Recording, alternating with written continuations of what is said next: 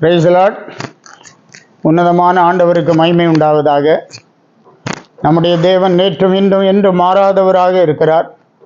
தம்மை நம்புகிறவர்களை அவர் அறிந்திருக்கிறார். இந்த வேளையிலே நாம் தியானிக்கும்படியாக ரோமருக்கு எழுதப்பட்டதான நிருபம் 6வது அதிகாரம் 19வது வசனம். உங்கள் மாம்ச பலவீனத்தை நிமித்தம் மனுஷர் பேசுகிற பிரகாரமாய் பேசுகிறேன்.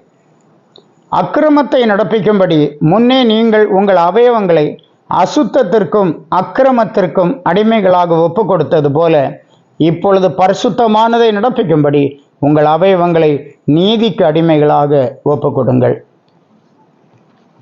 ஒரு காலத்திலே தேவனை அறிகிறதற்கு முன்பாக, ரட்சிக்கப்படுவதற்கு முன்பாக, வேத வசனங்களை புரிந்து கொள்வதற்கு முன்பாக அக்கிரமங்களை நடப்பிக்கும்படி நம்முடைய அவயவங்களை நாம் அசுத்தத்திற்கும் அக்கிரமத்திற்கும் ஒப்பு கொடுத்திருந்தோம் என்று பார்க்கிறோம். சத்துருவாகிய பிசாசானவன் தன்னுடைய மனம் போல நம்மை அவன் யூஸ் பண்ணினான், உபயோகித்தான். கெட்ட வார்த்தை பேசுவதற்கும் ஆயத்தம், எந்த அசுத்தமான காரியம் செய்ய வேண்டுமே ஆனாலும் அதற்கு ஆயத்தமாய் நம்முடைய அவயவங்கள் எல்லாவற்றையும் அக்கிரமத்துக்கு அடிமைகளாக நாம் ஒப்பு கொடுத்த காலம் நம்முடைய வாழ்க்கையில் உண்டு என்று பார்க்கிறோம். ஆனால் இன்றைக்கு அப்படி அல்ல. இன்றைக்கு நாம் ரட்சிக்கப்பட்டிருக்கிறோம், பரிசுத்தமாக்கப்பட்டிருக்கிறோம், நீதிமான்களாக்கப்பட்டிருக்கிறோம், தேவனுடைய பிள்ளைகளாக இருக்கிறோம். பரலோக ராஜ்யத்திலிருந்து இயேசு வருவார், என்னை அழைத்து கொண்டு போவார் என்கிற மகிமையான நம்பிக்கையிலே நாம் உறுதியாகி இருக்கிறோம். இந்த நாட்களில் நாம் செய்ய வேண்டியது என்ன? இப்பொழுது பரிசுத்தமானதை நடப்பிக்கும்படி உங்கள் அவயவங்களை நீதிக்கு அடிமைகளாக ஒப்பு கொடுங்கள் என்று சொல்லுகிறார். கர்த்தருக்கு பிரியமான காரியங்களை நடப்பிக்கும்படியாக, கர்த்தரை துதிக்கும்படியாக, கர்த்தரை நான் எக்காலத்திலும் ஸ்தோத்தரிப்பேன் என்று பக்தன் சொல்லுகிறான். அவருடைய துதி எப்போதும் என் வாயில் இருக்கும் என்று சொல்லுகிறான். ஆண்டவரை துதிக்கும்படி, ஆண்டவரை ஸ்தோத்தரிக்கும்படி, ஆண்டவரை மகிமைப்படுத்தும்படி எவ்வளவோ பெரிய காரியங்களை பாருங்க, நாம் இன்றைக்கு கர்த்தருக்காக செய்ய வேண்டியவர்கள்.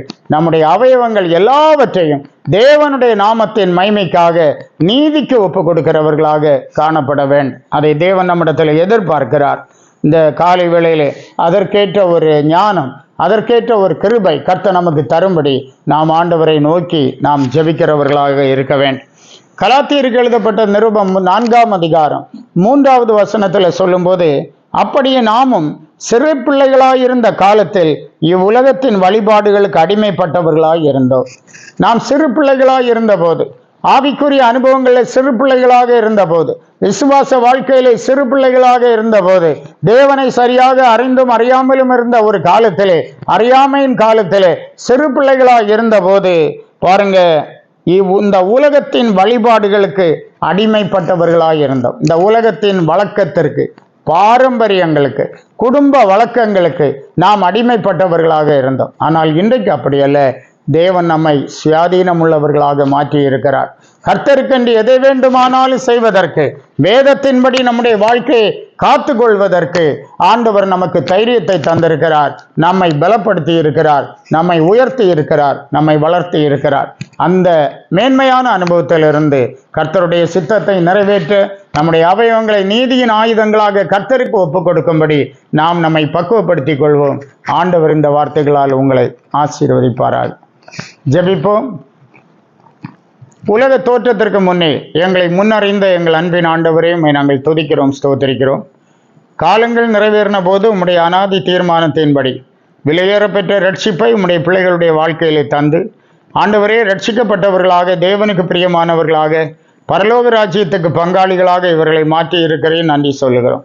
இந்த நாட்களிலும் உம்முடைய பிள்ளைகளை அதிகமாய் ஆசீர்வதியும். விசேஷமாக இந்த நாளும் ஆண்டவரே, இவர்கள் தங்கள் அவயவங்களை நீதிக்கென்று ஒப்பு கொடுக்கிற நாளாய் காணப்பட கிருபைத்தார்.